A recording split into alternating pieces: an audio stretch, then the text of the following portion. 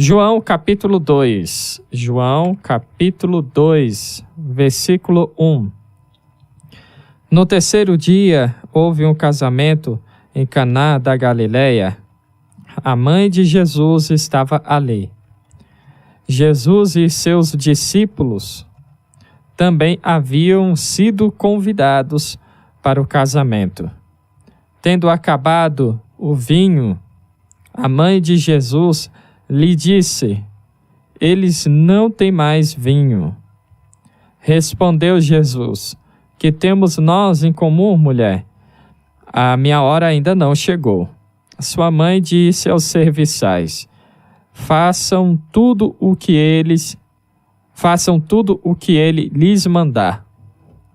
Ali perto haviam 6 potes de pedra do tipo usado pelos judeus para as purificações cerimoniais. Em cada pote cabia entre 80 a 120 litros. Disse Jesus aos serviçais: encham os potes com água. E os encheram até a borda. Então lhes disse: agora levem um pouco do vinho ao encarregado da festa. Eles assim o fizeram. E o encarregado da festa provou a água que fora transformada em vinho, sem saber de onde este viera, embora soubessem os serviçais que haviam tirado a água. Então chamou o noivo e disse: todos servem primeiro o melhor vinho, e depois que os convidados já beberam bastante, o vinho inferior é servido, mas você guardou o melhor até agora. Este sinal miraculoso em Caná da Galileia foi o primeiro que Jesus realizou.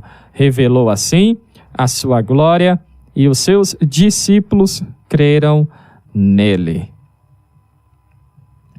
Como a gente acabou de ler aqui, este foi o primeiro milagre que Jesus operou. E a sua glória foi revelada e podemos dizer que ilustra o maior e o principal milagre de Deus em nossas vidas. O texto não revela de quem era o casamento.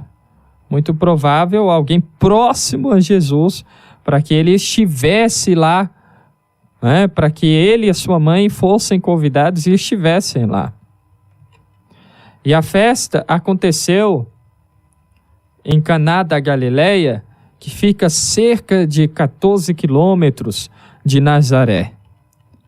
E agora eu quero observar com você algumas lições, não todas, porque são muitas, mas algumas lições que este texto nos passa, nos ensina, nos transmite. Primeiro, Jesus foi convidado. Jesus foi convidado. Até então, até este momento do casamento, ninguém tinha visto Jesus realizar algum tipo de milagre, já que o próprio texto, como acabamos de mencionar e lemos, este milagre que Jesus realizou foi o primeiro.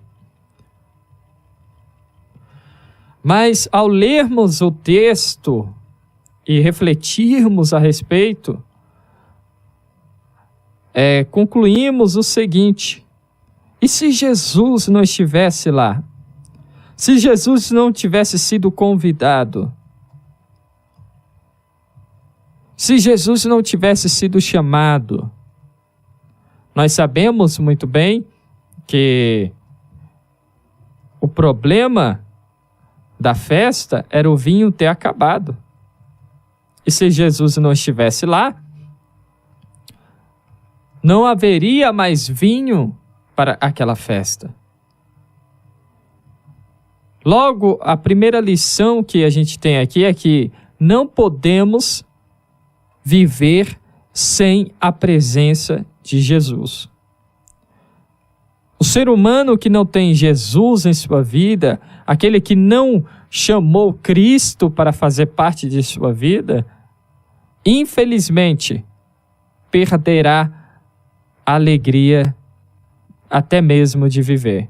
Quantas pessoas a gente vê dizendo, não tenho mais alegria na vida, não sinto mais alegria em viver, perdi a vontade de viver. É porque não tem Jesus. Não tem Jesus nesta vida, porque o próprio Senhor disse que Ele veio para nos dar vida e nos dar plenamente. E faz parte de dar vida a nós de forma plena, nos dá alegria. Gálatas capítulo 5 nos mostra que o fruto do Espírito Santo vem amor, que é o primeiro citado, paz, alegria. Aquele que não tem alegria em sua vida é porque não tem Jesus. Jesus não faz parte da vida desta pessoa. Vinho, muitas das vezes, é citado como... é usado para ilustrar a alegria. A alegria daquela festa acabou. E muitos hoje em dia vivem por apenas viver.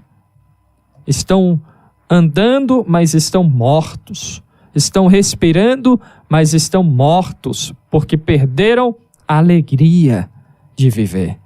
E Jesus está dizendo para você que Ele quer restituir esta alegria. Ou melhor, Ele quer te dar a alegria que você nunca sentiu antes. É necessário que chamemos Jesus. É necessário que a gente permita que Ele entre e faça parte de todas as áreas de nossa vida. Apocalipse, capítulo 3, versículo 20, diz o seguinte: eis que estou à porta e bato. Jesus está batendo, quer entrar, quer fazer parte da sua vida. Se alguém ouvir a minha voz e abrir a porta, entrarei e cearei com ele, e ele comigo. João capítulo 3, versículo 16 diz: porque Deus tanto amou o mundo que deu o seu Filho unigênito para que todo que nele crê não pereça, mas tenha a vida eterna. Quando é dito que todo que nele crê, nos mostra que para termos Jesus em nossa vida, é necessário crermos, acreditarmos no amor dele, crermos em sua palavra, permitindo que a mensagem da cruz entre em nosso coração e faça parte da nossa vida. Porque Deus jamais forçará uma entrada. É necessário que o chamemos, que o convidemos, para então iniciarmos um relacionamento com nosso Senhor. Chame Jesus. Convide Jesus. Não há outra forma de termos um relacionamento com Deus a não ser por meio de Jesus. João capítulo 14, versículo 6.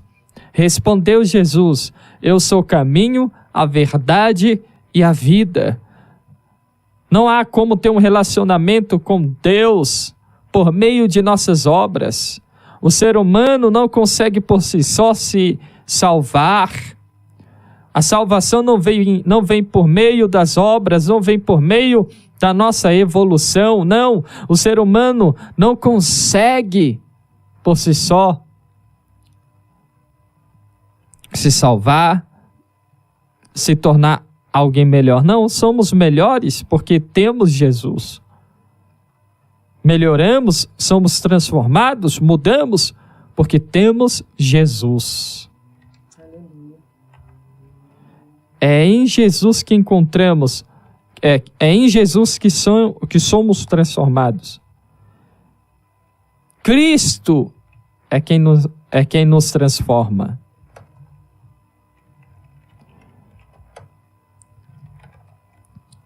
E interessante, 1 Timóteo, capítulo 2, versículo 5. Não há outro mediador, não há outro caminho, não há outro meio de você ter um relacionamento com Deus, de você se relacionar com o Pai. Não é por meio de santos, não é por meio de pastores, não é por meio de padres, é por meio de Jesus. Pois há um só Deus e um só mediador entre Deus e os homens, o homem Cristo, Jesus. Da mesma forma que não haveria mais vinho para aquele povo, caso Jesus não estivesse naquela festa, não existe alegria, esperança ou vida para o ser humano sem Jesus. Nada neste mundo pode nos oferecer alegria, paz ou a vida eterna. Somente Deus por meio de Jesus. Existem dois lados: Jesus, que nos oferece a vida, e o diabo, que veio para roubar a nossa alegria, matar a nossa esperança e destruir a nossa vida. João capítulo 10, versículo 10. O ladrão veio apenas para furtar, matar e destruir. Eu vim para que tenham vida e a tenham plenamente.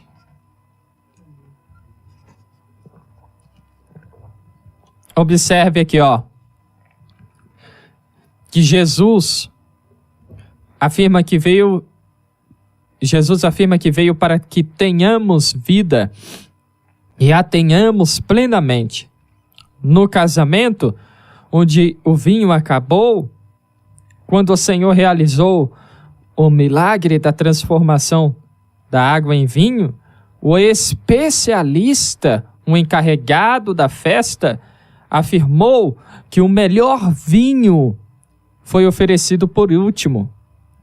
Isso nos mostra que a partir daquele momento a festa estava plena, estava melhor, porque estavam consumindo o que havia de melhor.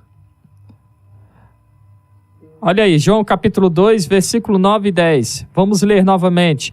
E o encarregado da festa provou a água que fora transformada em vinho, sem saber de onde este viera, embora o soubessem os serviçais, que haviam tirado a água.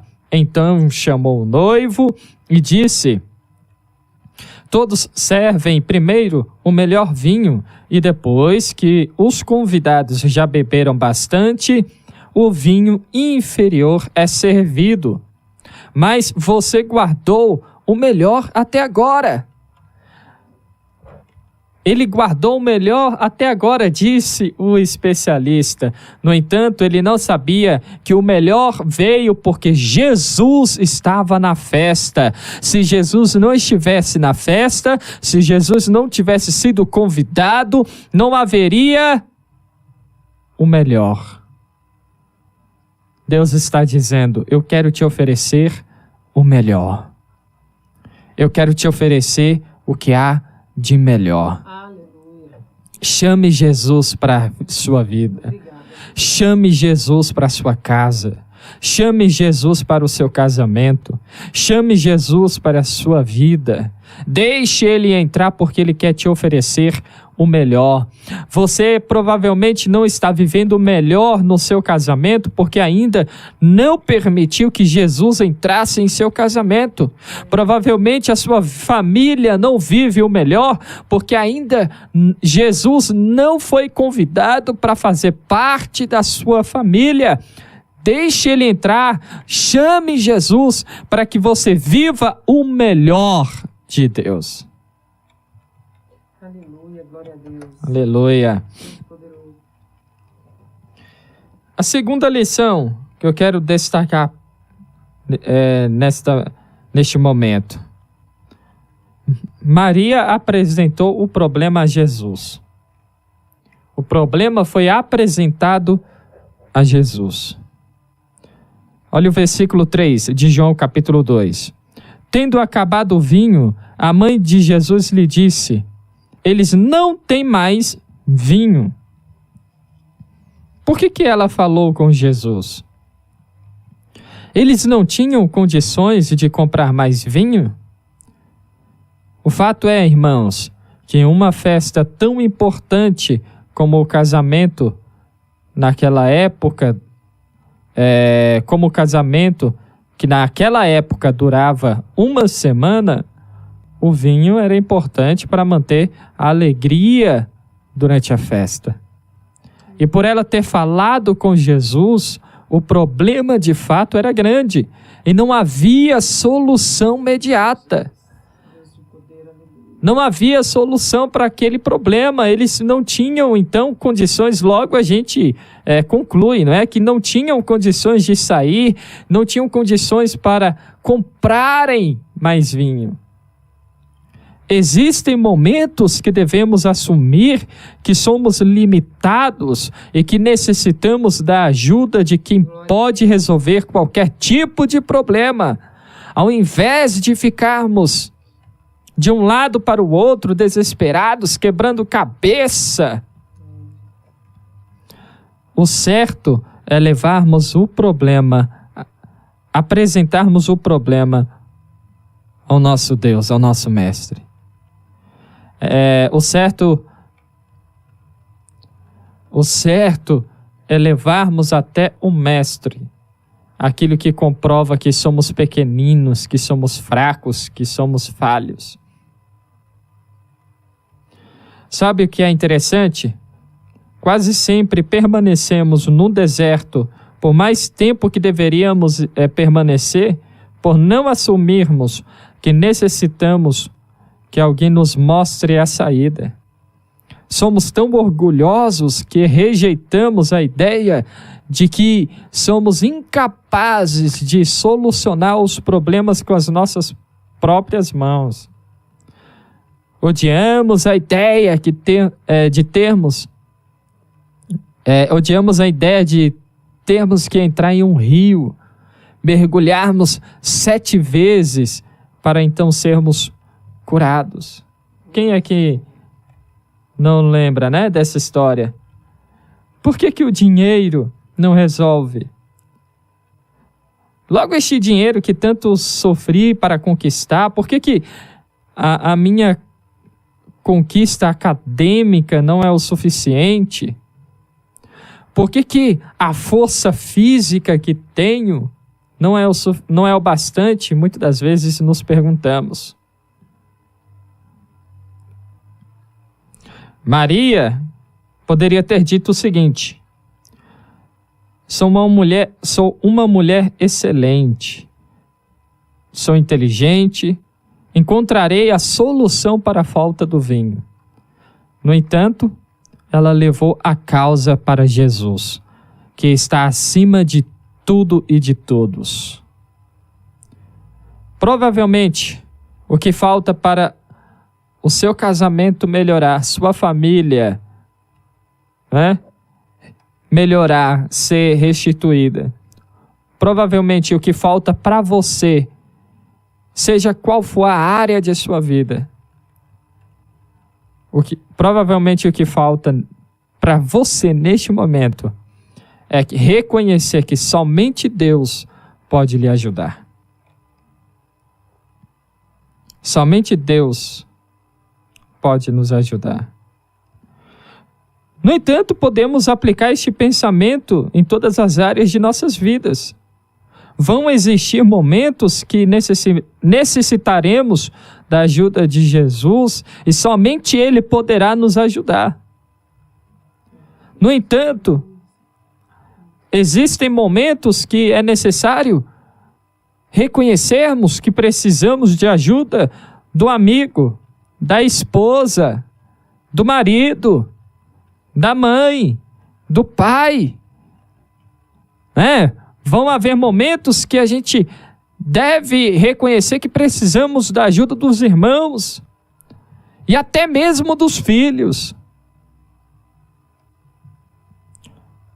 Cultivar boas amizades, um relacionamento saudável com os irmãos da congregação, com a família, é garantir que jamais estaremos sozinhos.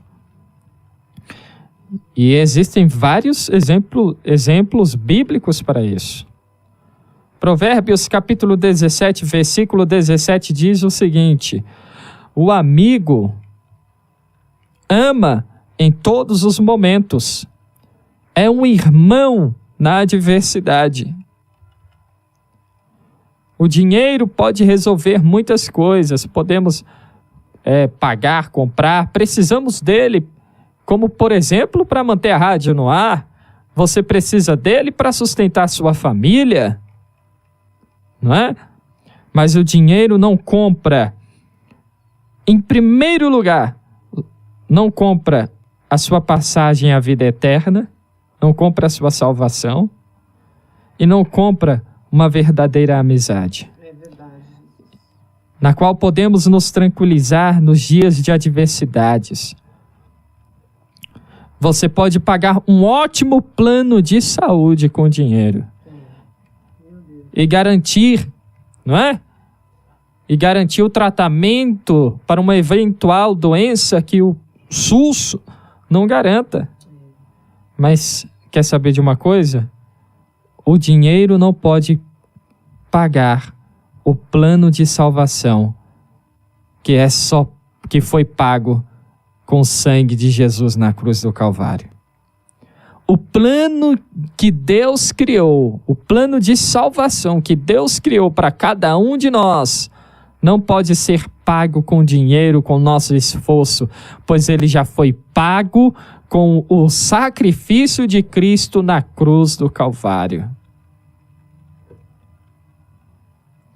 E o dinheiro não pode cultivar, não pode pagar, né, uma boa amizade, aquela pessoa que sempre vai estar com a gente ali orando, intercedendo e vivendo aquele momento de tanta dor com a gente. Além disso, que a amizade expressa o amor de Deus. Como podemos dizer que amamos a Deus e queremos ter com Ele um relacionamento íntimo, se não sabemos cultivar amizades e manter um relacionamento igualmente amigável com os familiares? 1 João capítulo 4, 1 João capítulo 4, versículo 12 e o versículo 20. Ninguém jamais viu a Deus. Se nos amarmos uns aos outros, Deus permanece em nós, e o seu amor está aperfeiçoado em nós. Se alguém afirmar, eu amo a Deus, mas odiar seu irmão, é mentiroso, pois quem não ama seu irmão, a quem vê, não pode amar a Deus, a quem não vê. Olha aí que interessante. Devemos compreender que a amizade, o relacionamento familiar e social, não é? Foi criado por Deus. Ele é uma trindade, Pai, Filho e Espírito Santo. Neste relacionamento divino é ilustrado a nós que necessitamos de pessoas ao nosso lado, abrindo mão da individualidade, arrogância e orgulho. Aquele que serve a Deus não pode ter parte nas trevas da inimizade. O próprio Senhor Jesus nos chama de seus amigos, comprovando que o amor de amigo reflete muitas das vezes o amor de Deus. Olha aí que interessante. João 15, versículo 15. Já não os chamo servos, porque o servo não sabe o que o seu Senhor faz. Em vez disso, eu os tenho chamado amigos, porque tudo que ouvi de meu Pai, eu lhes tornei conhecido. Amigos sempre se ajudam. E é necessário compreendermos isso. Porque Deus quer que vivamos o que diz Eclesiastes capítulo 4, versículo 10. Se um cair, o amigo pode o amigo pode ajudá-lo a levantar-se. Mas pobre do homem que cai e não tem quem o ajude a levantar-se. Será que você tem sido um bom amigo? Será que você tem sido um bom companheiro? Uma boa esposa? Porque na esposa deve-se encontrar a melhor amiga. No marido deve-se encontrar o melhor amigo. Será que estamos sendo bons amigos? Será que estamos exercendo isso que a Bíblia nos ensina? Ou somos orgulhosos, arrogantes e achamos que não precisamos de ninguém? E achamos que ninguém merece, não é, a nossa amizade? Jeremias capítulo 17. Assim diz o Senhor: maldito é o homem que confia nos homens, que faz da humanidade mortal a sua força, mas cujo coração se afasta do Senhor. Ele será como um arbusto no deserto, não verá quando vier algum bem. Habita nos lugares áridos do deserto, numa terra salgada, onde não vive ninguém.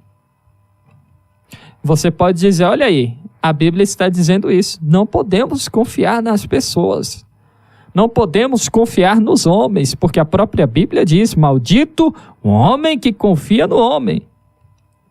No entanto, observe o seguinte, a palavra do Senhor não nos adverte sobre confiar no próximo, cultivando uma amizade inspirada por Deus, mas está nos alertando sobre os malefícios de confiarmos em nossa própria força.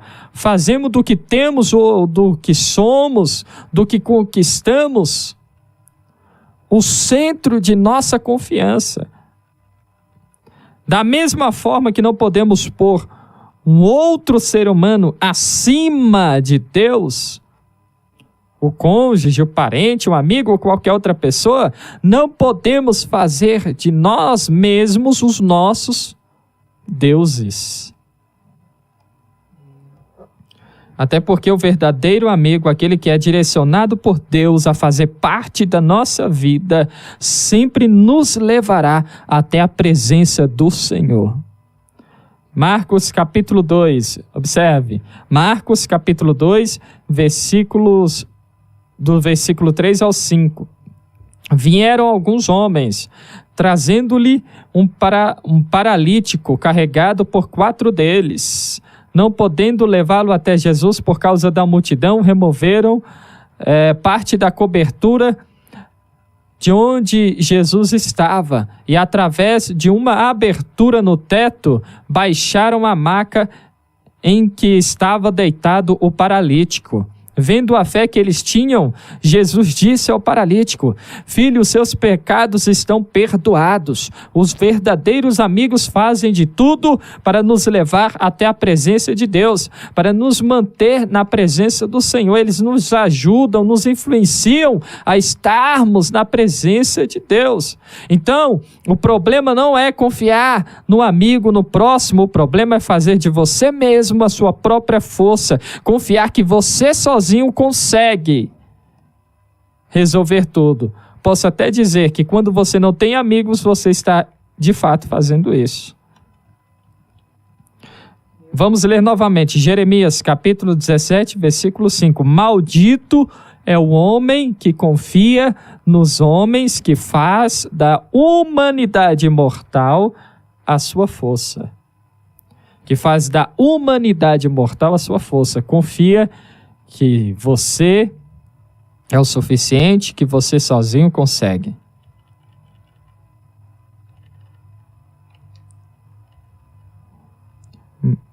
Interessante que Deus, nesta manhã, né, tá falando algo que muitos de nós pensamos que não sairia dessa mensagem. João capítulo 2, o milagre da água transformada em vinho. 1 Timóteo capítulo 5, versículo 8, diz o seguinte: se alguém não cuida de seus parentes, e especialmente de sua própria família, negou a fé e é pior do que um descrente. Nós não podemos abandonar os amigos, querer viver sem amar o próximo, como também não podemos esquecer da família. Tem muita gente amando mais os de fora do que os da própria casa. Se não cuidamos, não amamos os nossos parentes, pais, irmãos, primos, tios, avós, a família que está, né, próxima da gente, principalmente os da nossa casa, o cônjuge, os filhos, negamos a fé. Ou seja, deixamos de servir a Deus através das nossas atitudes. Isso é muito sério, porque vinculamos o negar a Jesus somente às palavras. Mas quando deixamos de manter este relacionamento familiar apoiado e mantido pela Bíblia, negamos o Senhor Jesus. Negamos o Senhor Jesus. Tem muita gente que ama mais os de fora e detesta os da sua casa. Meu Deus. Detesta, vive ali só por viver. Não cuida como deveria cuidar do marido. Não cuida como deveria cuidar da esposa. Não cuida como deveria cuidar dos filhos. Mas vai para a igreja, dá glória a Deus e aleluia. Está indo à toa, porque já negou a Jesus há muito tempo. Vamos ler novamente, 1 Timóteo capítulo 5, versículo 8. Se alguém não cuida de seus parentes, e especialmente os de sua própria família, negou a fé e é pior do que um descrente. Vê que ele fala dos parentes e os da própria família. A própria família é a que nós construímos a partir do casamento. Então tem gente que não cuida do marido, não cuida da esposa, não cuida dos filhos como deveria, mas acha que pode orar, que pode pregar, que pode cantar, que pode ministrar, porque está servindo a Jesus. Na verdade, já negou há muito tempo. E olha só o que acontece quando negamos a Cristo. Mateus capítulo 10, versículo 33.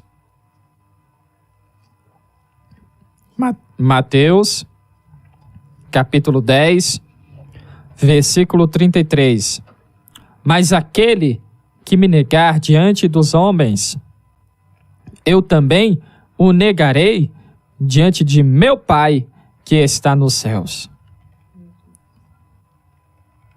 Será que você tem negado Jesus? Será que você tem negado a Jesus?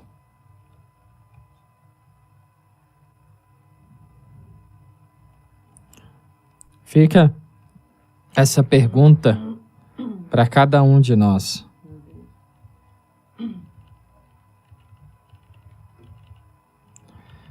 Vamos. Senhor da glória. Aleluia. Aleluia.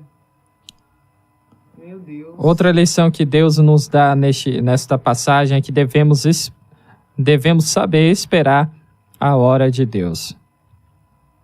João capítulo 2, versículo 4, a parte B. A minha hora ainda não chegou. Só isso que ele diz. A minha hora ainda não chegou. Geralmente, a hora de Jesus refere-se ao tempo de seu sofrimento e morte. Nesta passagem, o Senhor Jesus está dizendo a Maria que somente Ele determina a agenda de seu ministério. E nós podemos aplicar esta verdade em nossas vidas. É necessário compreendermos que o tempo de Deus é diferente do nosso tempo. Será que o seu tempo, a sua vontade, estão aliados ao tempo de Deus? Sabe por que nós sofremos? Porque não sabemos esperar em Deus. Queremos tudo do nosso jeito e na hora determinada por nós mesmos. Falamos aqui sobre esperar em Deus com tranquilidade. Né? Mas aquele que não sabe esperar acaba se enrolando, vamos dizer assim. Metendo os pés pelas mãos. Metendo os pés pelas mãos. Mas aquele que deposita a sua confiança em Deus e nele espera jamais é desamparado. Isso porque o nosso Senhor é eterno e vive além do tempo cronológico que nós vivemos. Alguns teólogos acreditam que Deus é o criador do tempo. Já outros enxergam diferente, afirmando que o tempo é um relacionamento existente em Deus antes da criação, já que ele é eterno. E o conceito da eternidade inclui o tempo. No entanto, isso pode até embolar um pouco a nossa cabeça, né? Pode deixar a gente meio confuso. Mas independentemente de como for, o que devemos entender é que Deus transcende ao tempo. E os seus propósitos eternos são executados no momento determinado por Ele mesmo. E nada, acredite nisso, escreva isso aí no seu coração. Nada, exatamente nada pode frustrar os planos de Deus. Aleluia, glória. Nada. Olha só o que diz Jó, capítulo 42, versículo 2. Sei que podes fazer todas as coisas, nenhum dos teus planos pode ser frustrado. Nenhum plano de Deus pode ser frustrado. Aleluia, Jesus. Independentemente de qual linha teológica fazemos parte, né? Aquela que defende a predestinação ou não, não vamos nos ater a isso. Vamos concordar que, por Deus ser onisciente, o plano de salvação para a humanidade foi criado por Deus antes mesmo da criação do mundo. Efésios capítulo 1, versículo 4. Porque Deus nos escolheu nele antes da criação do mundo, para sermos santos e irrepreensíveis em sua presença. A encarnação de Cristo ocorreu no tempo determinado por Deus, ou seja, na plenitude do tempo. Gálatas capítulo 4, versículo 4. Mas quando chegou a plenitude do tempo, Deus enviou seu Filho, nascido de mulher, nascido debaixo da lei.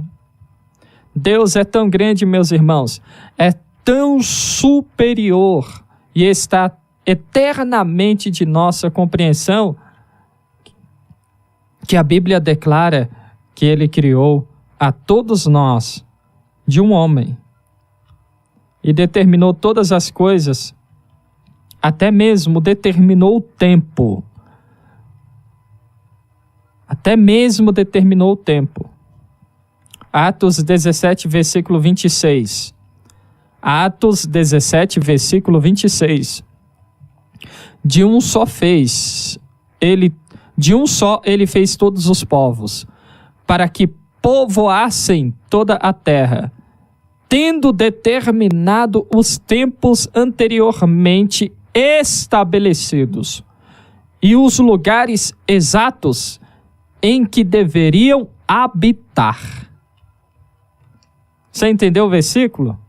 Deixa eu ler novamente. Atos 17, 26. De um só fez ele todos os homens, todos os povos, para que povoassem toda a terra, tendo determinado os tempos anteriormente estabelecidos e os lugares exatos em que deveriam habitar. Jesus, onde você nasceu? Senhor, que coisa Onde você mora hoje? Você mora aí porque Deus já havia determinado antes da criação do mundo que você nasceria no lugar tal, mudaria para outro lugar no dia tal e estaria morando lá até hoje. Não é? Deus já determinou isso antes mesmo da criação. Aleluia. Aleluia. O que nós podemos declarar diante disso? Meu Deus, que tremendo, Senhor.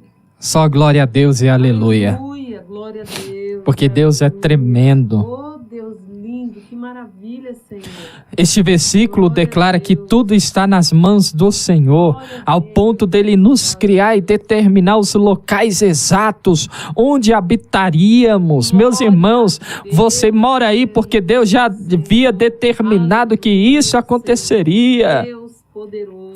É por isso que o salmista reconhece que o futuro dele estará nas mãos do Senhor. Olha só, Salmo 31, versículo 15. O meu futuro está nas tuas mãos. Livra-me dos meus inimigos e daqueles que me perseguem. Glória, glória, glória. Jesus. Aleluia. Aleluia, que coisa linda. Além de entendermos, como estamos entendendo agora, estas passagens, além de entendermos que Deus está no controle de todas as coisas, até mesmo do tempo, devemos compreender e aceitar que o tempo dele é diferente do nosso. Segunda Pedro, capítulo 3, versículo 8. Não se esqueçam disso, amados. Para o Senhor, um dia é como 1000 anos, e 1000 anos como um dia. Salmo 90, versículo 4. De fato, 1000 anos para ti são como o dia de ontem que passou, como as horas da noite. Aleluia. Que coisa linda. Glórias a Deus. Aleluia. Meu Deus, que coisa maravilhosa. José teve um sonho. E por mais que ele contasse, por mais que ele tivesse o desejo que aquele sonho fosse realizado, aconteceu na hora e do jeito que Deus determinou. Aleluia, que lindo. Abraão foi chamado por Deus aos 75 anos, uma idade que para todos nós parece ser bem avançada. No entanto, por mais que Abraão e Sara tivessem tentado apressar o cumprimento da promessa por causa da ansiedade, Isaac chegou 25 anos depois. Gente do céu, aleluia. Tiago capítulo Meu Deus, que coisa linda. 1, versículos 3 e 4 diz: Pois vocês sabem que a prova da sua fé produz perseverança, e a perseverança deve ter ação completa, a fim de que vocês sejam maduros e íntegros, sem lhes faltar coisa alguma. Conforte a sua alma com a verdade de que antes mesmo de você nascer, o Senhor já tinha conhecimento de toda a sua vida, de toda a sua história. Todos os seus dias haviam sido escritos nos livros do Deus eterno. Aleluia. Só assim então você conseguirá, concluindo, vamos dizer assim, trazendo mais um pouquinho da mensagem do culto passado, só assim você conseguirá esperar em Deus e saberá que tudo que você vive, exatamente tudo, aquilo que lhe causa dor, aquilo que muitas das vezes lhe faz chorar, é para que você se torne maduro, é para que você cresça, é para que amanhã você consiga ministrar a respeito disso, é para que amanhã você faça diferente, é para que amanhã você seja uma pessoa melhor. Então continue esperando em Deus. Obrigado. Salmo 139, versículo 16 diz: os teus olhos viram o meu embrião. Olha aí. Todos os dias determinados para mim foram escritos no teu livro, antes de qualquer deles existir. Antes desse dia, antes do primeiro dia da sua existência, lá no ventre da sua mãe, Deus já tinha escrito toda a sua história. Glória a Deus. Tudo já estava escrito. Gente do céu, tremendo. Ele está no controle de cada momento de sua vida. Aleluia. Ele está no controle de tudo. Então não ande ansioso por coisa alguma, mas em tudo, pela oração e súplicas, e com a ação de graças, apresente os seus pedidos a Deus. Filipenses 4:6. 1 Pedro capítulo 5, versículos 6 e 7. Portanto, humilhem-se debaixo da poderosa mão de Deus, para que Ele os exalte no tempo devido. Lance sobre Ele toda a sua ansiedade, porque Ele tem cuidado de vocês. A paciência é um fruto espiritual que deve ser realidade, deve ser real, deve existir em nossa vida, já que o Espírito Santo foi deixado como penhor para qualquer um que reconhece os seus pecados e aceita Jesus como seu Senhor e Salvador. Gálatas 5, versículo 22. Mas o fruto do Espírito é amor, alegria, paz, paciência. Tenha paciência. Jesus logo determinará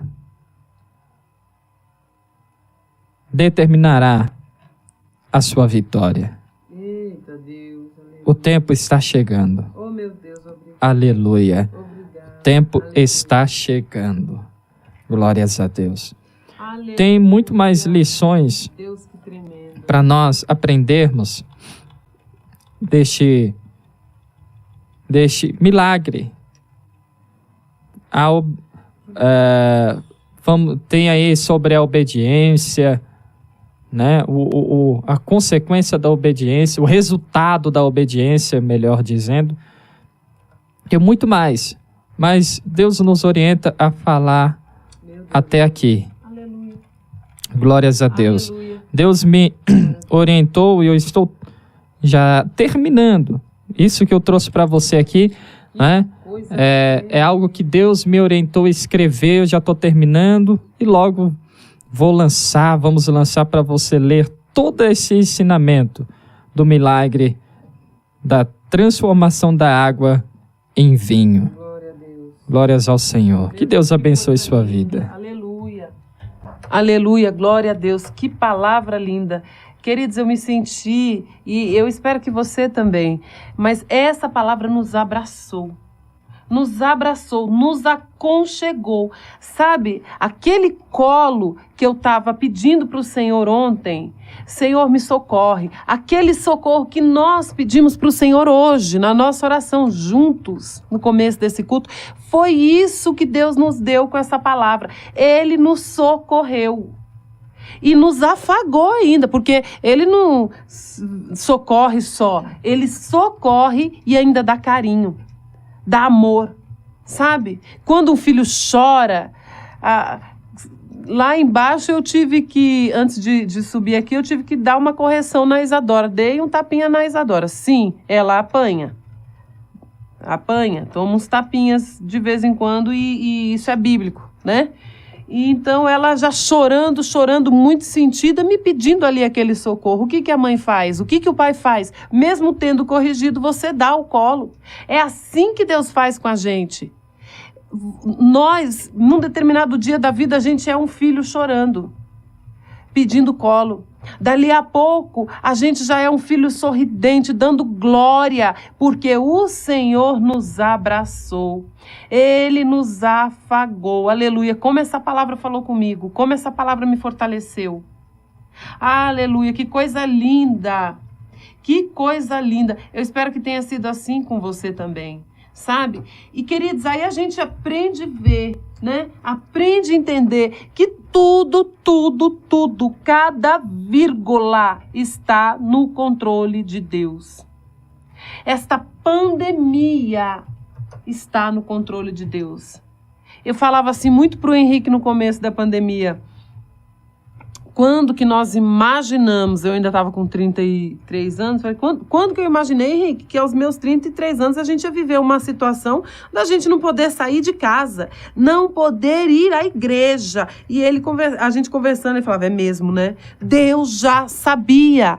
Outra coisa que eu fui me lembrando enquanto o Henrique lia e pregava sobre isso, aleluia, sobre o controle de Deus na nossa vida, porque é engraçado, né?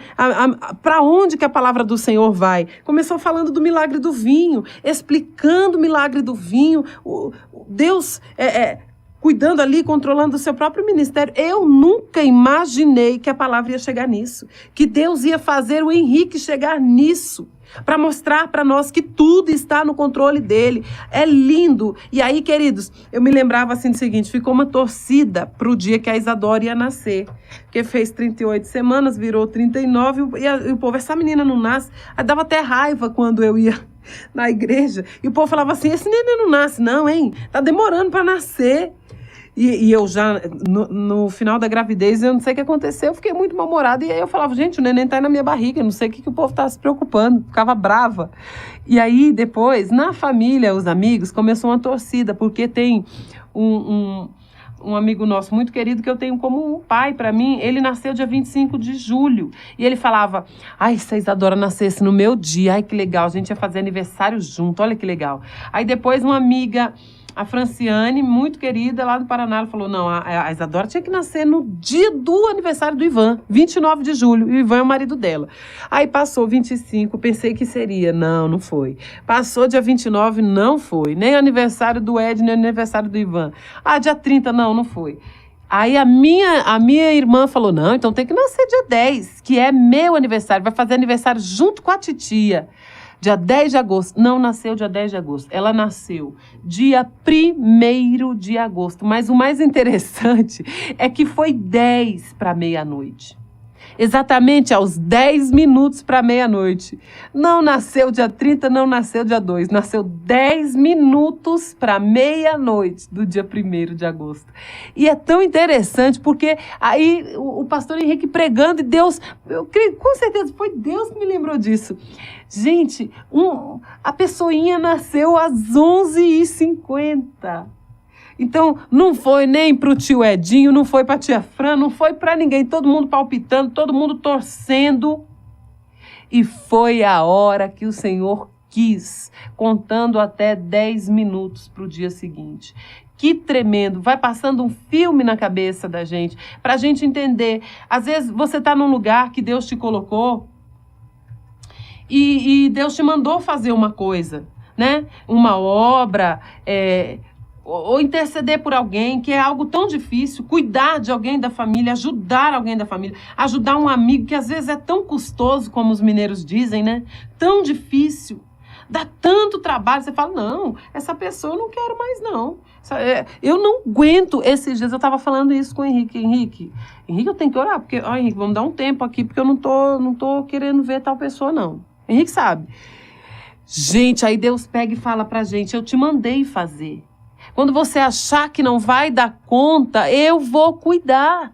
Eu vou fazer. Olha que coisa linda, eu te capacito, eu te ajudo, porque tudo, então tudo, absolutamente, aonde eu vou, como eu acordei, que enfermidade eu tenho nesse momento, que obra que eu vou fazer, quanto dinheiro eu vou ter, se eu não vou ter, se eu estou empregado, se eu não estou. Deus já sabia de tudo. E que tremendo, porque se Ele sabe o começo de cada situação, principalmente as adversas, as que nos incomodam, Ele sabe o fim, minha gente. Olha que coisa linda. Outra coisa que Deus já falou comigo, já me respondeu essa semana. Semana passada eu não louvei, estava com rinite atacada, tomando antialérgico, meu ouvido está esquisito ainda.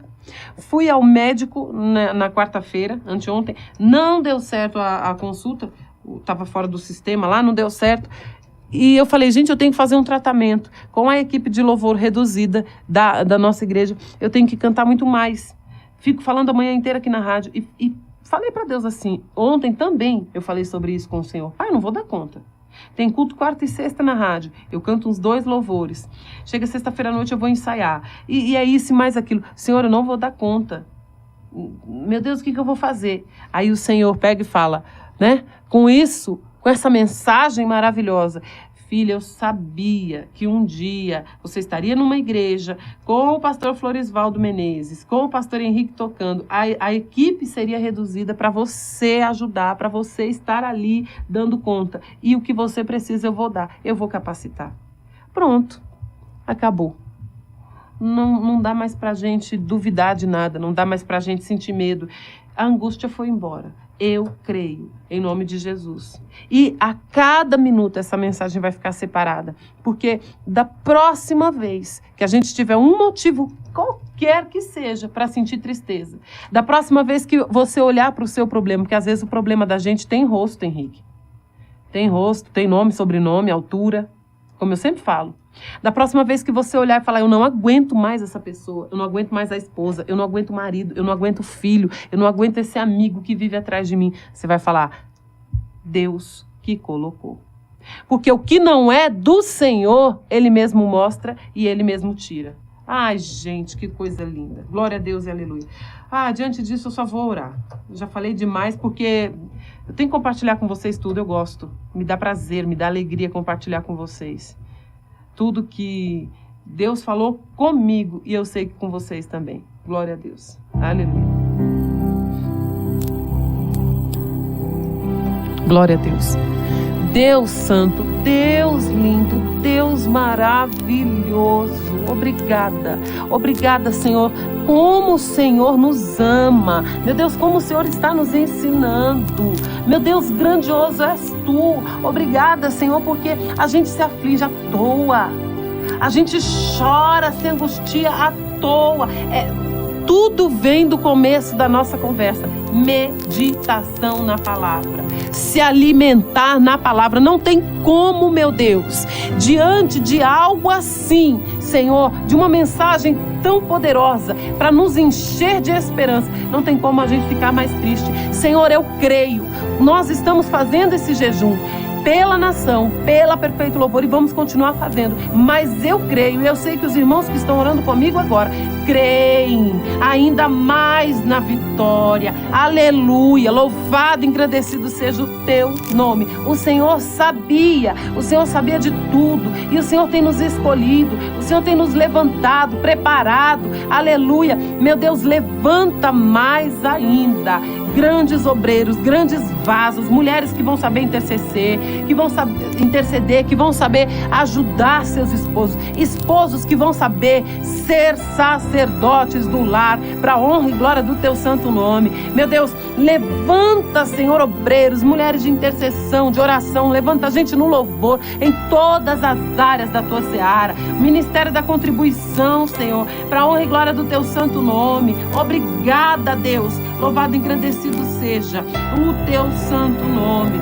Obrigada. Nós encerramos o nosso jejum te agradecendo. Senhor, eu quero orar rapidamente pelo Edgar, meu Deus, uma criança de 13 anos, Pai, que está fazendo uma cirurgia. A tia dele aqui, a Ângela, colocou no chat, 7 horas de cirurgia e ainda por cima ele é diabético. Pai, o Senhor também sabia.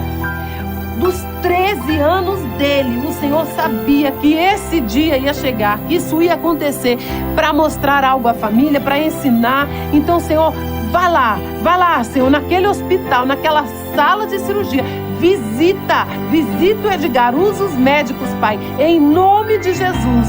Senhor, peço também pelo esposo da Vanusa, o Hamilton, Senhor, que é viciado no cigarro.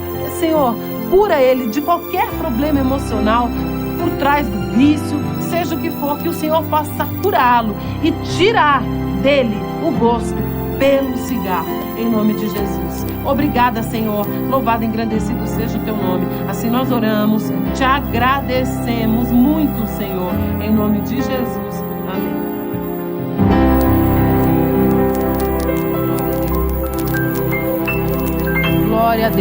Glória a Deus, aleluia. Aleluia. Eu falei Ângela, mas é Angelina, né? Ela colocou aqui.